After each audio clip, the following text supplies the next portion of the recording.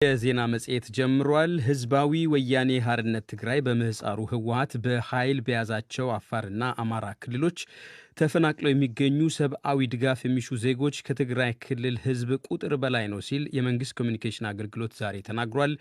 ሚኒስቴር ዴኤታው ከበደ ደሲሳ የሰብአዊ እርዳታ አቅርቦትና ሌሎች ወቅታዊ ጉዳዮችን አስመልክተው በሰጡት መግለጫ መንግስት ዛሬም ሆነ ነገ ለተጎጆች ሰብአዊ ድጋፍ ማድረጉን ይቀጥላል ብሏል። ወደ ትግራይ ክልል ከተላኩ ሰብአዊ ድጋፍ ጫኚ 1114 ረዣዥም ተሽከርካሪዎች 872ቱ አለመመለሳቸውንና ህወሓት ለጦርነት እየተገለገለባቸው መሆኑንም ጠቅሷል። የተወሰኑ በስም የጠቀሷቸው መገናኛ ብዙሃን የሰሯቸው ያሉት ኢፍትሐዊ ዘገባዎች አገራት ዜጎቻቸውንና የኤምባሲ ሰራተኞቻቸውን ከኢትዮጵያ እስኪያስወጡ ድረስ ተጽዕኖ ማድረሱንም ገልጿል። የአዲስ አበባ ወኪላችን ሰለሞን ሙጬ መግለጫውን ተከታትሎ ቀጣዩን ዘገባ ልኮልናል። ሚኒስትር ዴኤታው ሚሊዮኖች ከመኖሪያቸው በተፈናቀሉበት ጦርነት መንግስት ለተጎጂዎች እርዳታ አያደርስም በሚል የሚቀርብበትን ወቀሳ አጣጥለው እንደማሳያም ወደ ትግራይ ክልል ከተላኩት ሰብአዊ ድጋፍ ጫኚ 1114 ረጃጅም ተሽከርካሪዎች 872ቱ አለመመለሳቸውንና ህወሓት ለጦርነት እየተገለገለባቸው መሆኑን ጠቅሰዋል።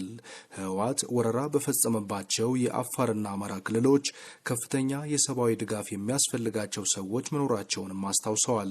ሽብርተኛው ህወሓት በትግራይ ክልል የሰብአዊ መብት ጥሰት በራሱ እያደረሰ ወደ መንግስት እያሳበበ ሌሎች ክልሎችንም በማውረሩ ምክንያት በርካታ በሚሊዮኖች የሚቆጠሩ ከአማራ ክልል ከአፋር ክልል የተፈናቀሉ እርዳታ የሚያስፈልጋቸው ዜጎች እንዳሉ ይታወቃል። ነገር ግን የሰብአዊ እርዳታ ድርጅቶች ነን እና ተቆርቋሪዎች ነን የሚሉት ግለሰቦችና ድርጅቶች የሰብአዊ እርዳታ አቅርቦት አንድ አካባቢ ብቻ ላይ እንዳልደረሰ ለአንድ አካባቢ ብቻ እንደሚያስፈልግ ሌላው ምንም ችግር እንዳላጋጠመው አድርጎ የሚያቀርቡት ሁኔታዎችን ማንቀበል መሆኑንም በዚሁ ለመግለጽ ነው። በአማራ ክልልና በአፋር ክልል እርዳታ የሚያስፈልጋቸውና የተፈናቀሉ ዜጎች በመድኃኒት እጥረት እየተቸገሩ ያሉት በተለይም ጁንታው የወረራቸው አካባቢዎች ዝርፊያ በማካሄዱ ምክንያት እየተቸገሩ ያሉት ዜጎች ከአጠቃላይ የትግራይ ህዝብ በላይ መሆኑን እንዲታወቅ እንፈልጋለን። በሚሊዮኖች የሚቆጠሩት ከቤት ንብረታቸው ተፈናቅሎ ለችግር ተጋልጦ ባሉበት ሁኔታ የአንድ አካባቢ ችግር ብቻ አድርጎ የወያኔው ወረራ ለመደበቅ የሚደረገው ክስና ትችት መሰረት ቢስ መሆኑን ለማረጋገጥ እንወዳለን። ሚኒስትሩ ህወሓት ግድያ ሲፈጽምና ጥቃት ሲያደርስ እንዳላየ የሚያልፉ አንዳንድ ጥቃቶች በመንግስት እንደተፈጸመ የሚናገሩና የተዛባ መረጃ በመስጠት የመንግስትንና የሀገርን መልካም ገጽታ የሚያበላሹ ያሏቸው የሰብአዊ ድርጅት ኃላፊዎች መኖራቸውንም ጠቅሰው ኮንነዋል። በስም የጠቀሷቸው ዓለም አቀፍ መገናኛ ብዙሃንም አገራት የኤምባሲ ሰራተኞቻቸውን እስከ ማስወጣት ድረስ የደረሰ ጫና የፈጠረ ኢፍትሐዊ ያሏቸውን ዘገባዎች መስራታቸውንም ወቅሰዋል።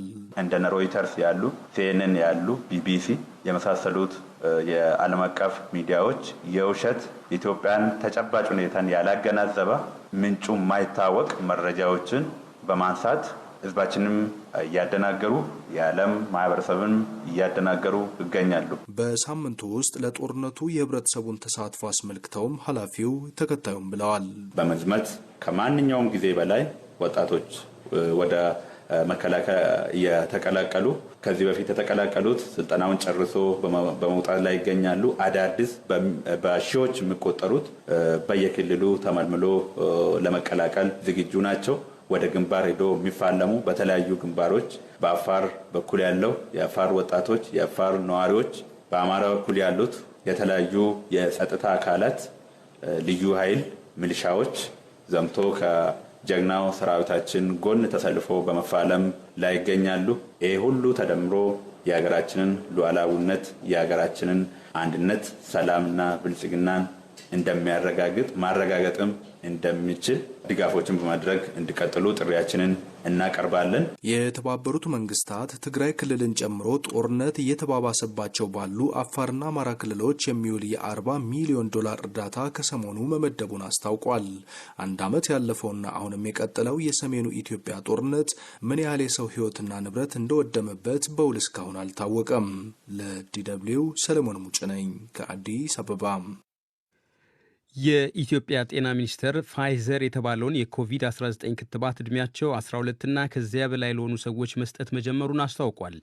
የጤና ሚኒስትር ሊያ ታደሰ ለመገናኛ ብዙሃን በሰጡት መግለጫ በጎርጎሪዮሱ ዓመት ቀሪ 2 ወራት ውስጥ አገር ውስጥ በገቡ 4 አይነት የተዋሲው ክትባቶች ለማዳረስ ታቅዷል።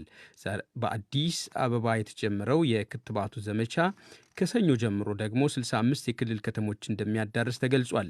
ይሁንና የህብረተሰቡ ለክትባቱ ያለው አሉታዊ አመለካከት ለክትባቱ በታሰበ ፍጥነት መዳረስ እንቅፋት እንዳይሆንም አስግቷል። ዘጋቢያችን ስዩም ጌቱ ከአዲስ አበባ ቀጣዩን ጥንቅር ልኮልናል። በአዲስ አበባ ከተማ በየጎዳናው የኮሮና ተዋሲ ስርጭትን ይከላከላል የተባሉ የተለያዩ አይነት ክትባቶችን ነዋሪዎች በሚቀርባቸው የጤና ጥበቃ ተቋማት ሄደው እንዲወስዱ በጉልህ እየታወጀ ነው። በእርግጥ ሀሳቡን ገዝተው ቀርበው ክትባቱን የሚወስዱ በርካቶች እንዳሉ ሆነው ክትባቱ ላይ ጥያቄ የሚያነሱም ቁጥራቸው የዋዛ አይደለም። ስሜ በላይነሽ ተክሌ ይባላለሁ። አዲስ አበባ ከተማ ነዋሪ ነኝ። ኮቪድ-19 ክትባት በተመለከተ ያው የተለያዩ ማስታወቂያዎችን በጤና ሚኒስቴርም በየሚዲያው አናውንስ እየተደረገ ነው ያለው። በራሴ እምነትን እንደግሌ የተለያዩ ዓለም አቀፍ መረጃዎችንም ስንከታተል በጣም የኮቪድ ስርጭትም የሞት መጠኑም የመያዙም መጠን ከሀገራችን ይልቅ እነሱ ጋር ነው እና እነሱ ጋር ያለው አክሰስ የክትባትም የመድኃኒትም የእያንዳንዱ አዌርነስም የሞትም የመያዙ መጠን በዛ መልኩ ሲያልፍ ክትባቱ ብዙም ቫሉ የለውም የሚል ያመንኩትና እስካሁን ድረስ ያልተከተብኩት ምክር ሳይሆን የሚነገር በስጋት እንድትከተብ ነው እንጂ አንደርስታንድ አድርገህ እንድትከተብ አይደለም የሚያደርጉ። ሌላ አስተያየት ሰጪም በተለያዩ የመገናኛ ዘዴ የሚሰራጩ አሉታዊ መረጃዎች ክትባቱ ላይ እምነት እንዳይኖራቸው እንዳደረጋቸው ነው የሚያብራሩት። በፍቃዱ ግርማ እባላለሁ። አዲስ አበባ ከተማ ነዋሪ ነኝ። ከኮቪድ ክትባት ጋር በተያያዘ የተለያዩ መገናኛ ዘዴዎች ከተለያየ አንግል የሚቀርብበት ሁኔታ አለ፣ የሚያቀርቡት ጣቢያ አለ እና ከዛ አኳያ የኮቪድ ክትባት ያስፈልጋል ያድንኛል ብዬ የእምነት ደረጃ ላይ አልደረስኩኝም። ከዚህ በፊት ኮቪድ ይዞት ያውቃል? አያውቅም። ጥንቃቄ ሲያደርጋሉ?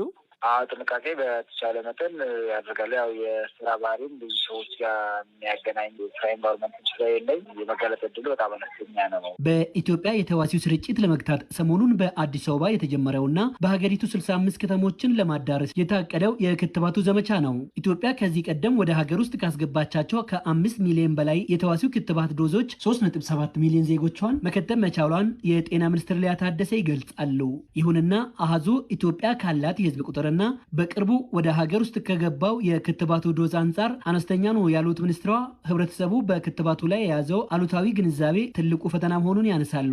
እየሰጠናቸው ካለነው የአስትራዜኔካ የጆንሰን ኤንድ ጆንሰን እና የሳይኖፋርም ክትባቶች በተጨማሪ በቅርቡ ወደ ሀገራችን የፋይዘር ክትባትን ያስገባን ሲሆን በተለያዩ ክልሎች ላይ ይሄው ክትባት 12 ዓመትና ከዚያ በላይ ለሆኑ መስጠት የሚቀጥል ይሆናል። በክትባቱ ዙሪያ የሚወሩ የተሳሳቱ አመለካከቶችና አሉባልታዎችም እንደምታውቁት በማህበረሰብ ውስጥም ብዙ የተሳሳቱ መረጃዎች በክትባቱ ዙሪያ ይነገራሉ። ከሚያመጣው ተጽዕኖ ጋር ተያይዞ አንዳንድ የተሳሳቱ መረጃዎች እንግዲህ ያሉ እነዚህን ለመፍታት ብዙ መረጃዎች እንዲደርሱ ለማህበረሰቡም እየገለጽን ነው። ሰፊ ጥናቶች በዓለም አቀፍ ደረጃ ብዙ ተሰርተዋል። በቢሊዮኖች ቁጥር የሚደርሱ የዓለማችን ክፍሎች ይህን ክትባት ወስደዋል። የወጡ ያሉ ጥናቶችም መጠነኛ የጎንዮሽ ጉዳቶቹ ካልሆነ በስተቀር እያሳዩት ያለ ችግር የለም። ነገር ግን በተለያዩ ማህበረሰብ ክፍሎች ክትባቱ ላይ አሉታዊ የሆኑ አስተያየቶች ይሰጣሉ። ስለዚህ በዚህ ዙሪያ እንግዲህ የሚዲያ አካላትም በጋራ መስራት ያስፈልገናል። በዓለም አቀፍ ደረጃ ጥራቱ የተረጋገጠን ክትባት ከመውሰድ ጎን ለጎን መደበኛ የበሽታ ስርጭት የመግታት ዘዴዎች ሊቀጥሉ ይገባል ብለዋል ሚኒስትሯ። ክትባቱን በተለይም ተጋላጭ የሚያደርጉ የስራ መስኮች ላይ አስገዳጅ ለማድረግ እየታሰበበት ነው ብለዋል።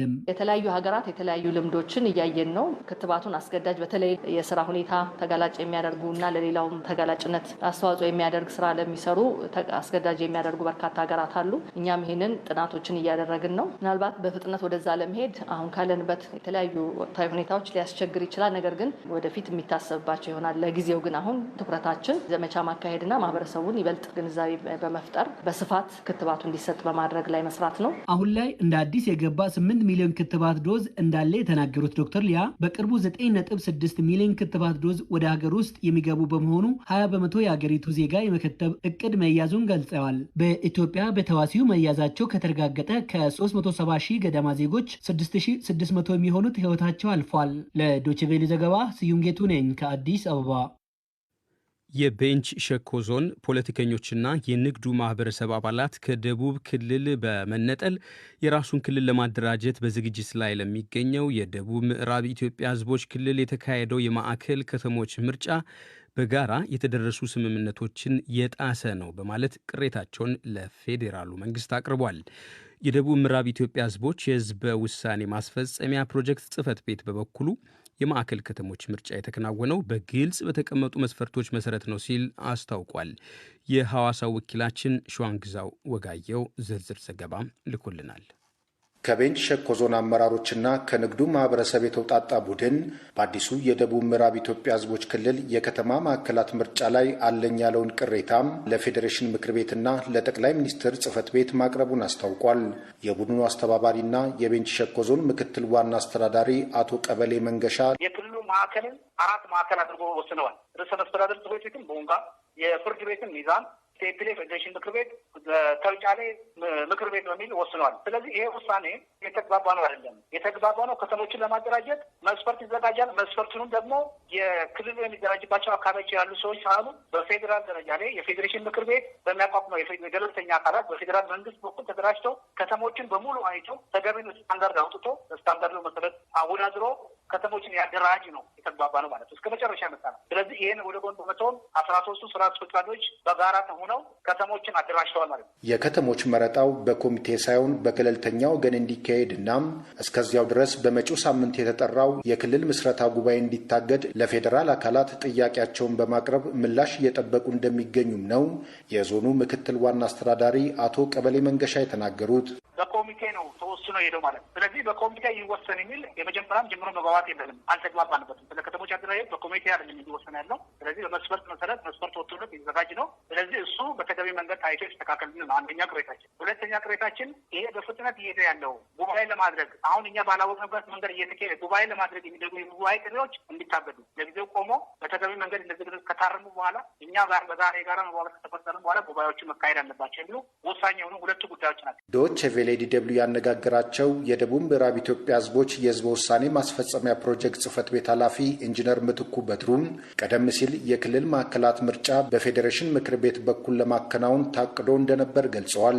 ይሁን እንጂ ምክር ቤቱ የጋራ ክልል የመሰረቱ መስተዳድሮች ራሳቸው ባወጡት መስፈርት መሰረት እንዲያከናውኑም ነገር ግን የቴክኒክ ድጋፍ እንደሚያደርግላቸው በገለጸው መሰረት የህዝብ ቁጥርና መልክዓ ምድራዊ አቀማመጥን መሰረት በማድረግ መከናወኑን ኃላፊው ተናግረዋል። ከተሞች የሚመጡት ለህዝብ ነው። አገልግሎቱ የሚመጣው ለህዝብ ነው እና የህዝብ ቁጥርን ታሳቢ አድርገዋል። ሁለተኛ ጂኦግራፊካሊ በተቻለ መጠን ስርጭታቸው እዚህ ቢሆን እንግዲህ ህዝብ ሲባል ህዝቡ ደግሞ እዛ አካባቢ የተወሰነ አገልግሎት ማግኘት የሚችልበት እድል መፈጠር አለበት ተብሎ በተለይ ሁለቱም ፓራሜትሮች በዋናነት ታይተዋል። ሚዛን ከከተሞቹ አንዱ እንደምትሆን ያው ይጠበቃል፣ ብዙም አያጠያይቅም። አሁን ትንሽ ያከራከረው እኔ እንደገባኝ ያከራከረው የመንግስት ምስረታ ማዕከል አሁን ቦንጋ መሆኑ ላይ ነው እና ሁለቱ ጋር ትንሽ ሁሉም የራሱን የማቅረብ ሀሳብ አለ። ነገር ግን በአብላጫ ድምፅ ቦንጋ ይሁን የሚለው 11-2 በሆነ ድምፅ ተወስኖ ያለ ብልጽግና ለፌዴራል መንግስት ጠቅላይ ሚኒስትሩም የደረሳቸው ይመስለኛል። የሚመሰረተው ክልል የብዝሃ ከተሞችን አካሄድ እንደሚከተልና 4 ማዕከላት እንደሚኖሩት የገለጹት ኢንጂነር ምትኩም አስፈጻሚ ቢሮዎችም ርዕሰ መስተዳድሩ በሚገኙበት ከተማ የሚከማች ሳይሆን የተገልጋይ መጉላላትን በማይፈጥር መልኩ በየተመረጡ ከተሞች የሚሰራጩ ይሆናሉ ብለዋል። ቅሬታ ያለው አካል አሁንም መወያየትና መነጋገር እንደሚችል የጠቀሱት ኃላፊው የክልል መንግስት ምስረታው በተያዘለት ጊዜ የፊታችን ህዳር 13 እንደሚከናወንና ለዚህም ህዝቡ ማድረግ አለበት ያሉትንም ገልጸዋል። ህዝቡ ይህን በተረጋጋ ሁኔታ አይቶ አንደኛ ሀሳቦቹን በሰለጠነ መንገድ ማስኬድ፣ ወደ አንድ መድረክ መጥተው መከራከር፣ መወያየት፣ መነጋገር እና ቅር የሚያሰኙ ነገሮች አሁንም ካሉ የማይታይበት ምክንያት የለም። የመሸ ነገር አይደለም። መተማመን ይቻላል። አንደኛ የክልሉ ምስረታ በጣም እስካሁን በመጣበት ቶን ተቀራርቦ በድምቀት የክልሉ ምስረታ እውን ማድረግ ይጠበቅበታል የትም አካባቢ ያለው ህዝብ። ስለዚህ ህዝቡ በዚህ መልክ ይሄ ነገር እንዲደመደም ማድረግ አለበት የሚል ነገር አለ። ለዶቼ ቬለ ዲ.ደብልዩ ዘገባ ሸዋንግዛው ወጋየው ሐዋሳም። በኢትዮጵያ አየር መንገድ 737 ማክስ አውሮፕላን አደጋ ጋር በተያያዘ ቦይንግ ኩባንያ ኃላፊነት መውሰዱ በፍትህ ሂደቱ ትልቅ እርምጃ መሆኑን ዶቼ ቬለ ያነጋግራቸው የተጎጂ ቤተሰቦች ጠበቃ ገለጹ። በአደጋው የተጎዱ የተወሰኑ ቤተሰቦችን ወክለው ጥብቅና የቆሙት አቶ ሼክስፒር ፈይሳ እንዳሉት ቦይንግ ለደረሰው አደጋ ጥፋተኛነቱን የተቀበለው ከ1 ዓመት ተኩል በላይ የቆየ ሂደት ካደረገ በኋላ ነው። በምላሹም የተጎጂ ቤተሰቦች ኩባንያው ላደረሰው ጉዳት በፍርድ ቤት የመቀጣጫ ቅጣት እንዲጣልበት እንደማይጠይቁ የሕግ ባለሙያው አመልክቷል። ከሕግ ባለሙያው ጋር ቆይታ ያደረገው ዘጋቢያችን ታሪኩ ኃይሉ ከአትላንታ ጆርጂያ ዝርዝሩን አድርሶናል።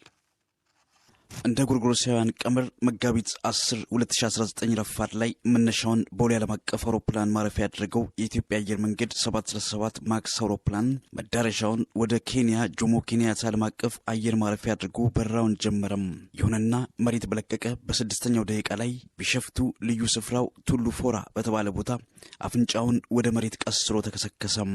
በዚሁ የአውሮፕላን አደጋ የ157 ሰዎች ሕይወት አልፏል። በወቅቱ ከዚህ አደጋ አስቀድሞ በተመሳሳይ ይኸው ቦይንግ ማክስ 8 አውሮፕላን ኢንዶኔዥያ ውስጥ ተከስክሶ የ189 ሰዎችን ሕይወት ቀጥፎ ሀዘኑ እንኳን አልበረደም ነበር። ቦይንግ ኩባንያ በተለይ በኢትዮጵያ ከደረሰው አደጋ ጋር በተያያዘም ጥፋቱን ላለማመንና በኢትዮጵያ አየር መንገድ አብራሪዎች ላይ ለማሳበብ ብዙ ሙከራዎችን አድርጓል። ይሁንና ከ1 ዓመት ተኩል በላይ ከፈጀ ውጣ ውረድ በኋላ የአውሮፕላን አምራች ኩባንያው ተጠያቂነቱን ለመቀበል በአደጋው ሕይወታቸውን ካጡ ቤተሰቦች ጋር መስማማቱን የተጎጂ ቤተሰቦችን ወክለው የሚከራከሩት የሕግ ባለሙያው ሼክስፒር ፈይሳ ለዶይቼ ቬለ ገልጸዋል። 1 ዓመት ተኩል በላይ የፈጀ ሂደት ነው። ብዙ የቦይንግ ኢንጂነሮችን፣ ብዙ የቦይንግ ኃላፊዎችን ዴፖዚሽን የሚባል ነገር አለ። ቃለ መጠይቅ ተደርጎ ምርመራዎች ተደርጎ በመቶ ሺዎች የሚቆጠሩ ወረቀቶች ታይተው ይሄ አውሮፕላን የተሰራበትን ይሄ ሁሉ ነገር ከታየ በኋላ አሁን መጨረሻ ላይ ጥፋተኞች እኛ ነን፣ ሌላን ሰው ጥፋተኛ አድርገን ኃላፊነት እንዲወስድ አናረግም፣ ሙሉ በሙሉ እኛ ኃላፊነቱን እንወስዳለን ነው ያሉት ቦይንጎች። በስምምነቱ መሰረት ቦይንግ 737 ማክስ አውሮፕላን ደህንነቱ ባልተጠበቀ ሁኔታ እንደነበረና ለጥፋቱ ማንንም ለመወንጀል እንደማይሞክር አምኗል ተብሏል። እንደ ሕግ ባለሙያው ከተካሄደው ሙግት ሌላ ትልቅ ውጤትም ተገኝቷል። ድሮ ምንድን ነው የሚሉት አውሮፕላኑም ኢትዮጵያ ውስጥ ነው የተከሰከሰው ወይም ኢንዶኔዥያም ያለው ኢንዶኔዥያን የተከሰከሰው። ስለዚህ የኢትዮጵያው ብዙዎቹ ዜጎቹ የኢትዮጵያና የኬንያ ናቸው። ስለዚህ ወይ የኢትዮጵያ ሕግ ወይም ደግሞ የኬንያ ሕግ ነው ይሄ ኬዝ መታየት ያለበት እንጂ በአሜሪካን ሕግ መታየት የለበትም። ካሳም የምንከፍለው በኢትዮጵያ ሕግ ወይም በኬንያ ሕግ ተመድቦ የሚደርስብንን ነው እንጂ በአሜሪካን አንከፍል የሚሉ ነበር። እሱንም ትተው እሱ በጣም ትልቁ ትግል ልበል ሕግ ትግል አድርገን በአሜሪካን ሕግ እንዲስማሙ አድርገናል። በምላሹም የተጎጂ ቤተሰቦች ኩባንያው ላደረሰው ጉዳት በፍርድ ቤት የመቀጣጫ ቅጣት እንዲጣልበት እንደማይጠይቁ አቶ ሼክስፒር ገልጸውልናል። ይኸው ሙግት ከ10 ዓመታት በላይ ሊፈጅ ይችል እንደነበር የጠቆሙት አቶ ሼክስፒር ቦይንግ ያደረገው ስምምነት ትልቅ እርምጃ ነው ብለውታል። ቀጣዩ ተግባራቸውም ለደንበኞች የሚገባቸውን ካሳ መደልደል እንደሆነ አስረድተዋል። አሁን እንግዲህ ቀጣዩ ስራ ምንድን ነው? ሕግ የአሜሪካን ሕግ 2 ፓርቶች ወይም ክፍሎች አሉት። አንደኛ ጥፋትን ማረጋገጥ ነው።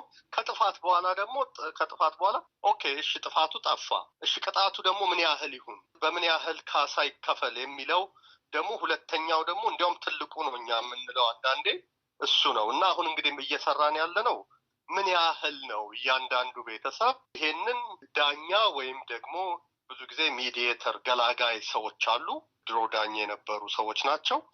እነሱ ፊት አቅርበን ይሄኛው ደንበኛችን ይሄን ያህል ብር ይገባዋል፣ የእሱ ቤተሰቦች ወይ የእሷ ቤተሰቦች ይሄን ያህል ይገባቸዋል፣ ምክንያቱም በህይወት ቢኖሩ ኖሮ እንደዚህ አይነት ገቢ እንደዚህ አይነት በህይወት ላይ እንደዚህ አይነት እድገት ሊያሳዩ የሚችሉ ናቸው። ይሄን የመሳሰሉትን ነገር አሁን እንግዲህ ቀጣዩ እሱ ነው ማለት ነው። የካሳውን መጠን መለካትና ወይም ደግሞ እሱን አዘጋጅቶ ገላጋይ ወይ ለዳኛ ማቅረብ ነው አሁን የሚቀጥለው ስራችን። ቺካጎ መቀመጫውን ያደረገው ቦይንግ ኩባንያ በአደጋው የሚወዷቸውን ያጡ ቤተሰቦች ሙሉ በሙሉና ፍትሐዊ በሆነ መንገድ ካሳ እንዲከፈላቸው ቁርጠኛ መሆኑን አስታውቋል። ለዶይቼ ቬለ ታሪኩ ኃይሉ አትላንታ።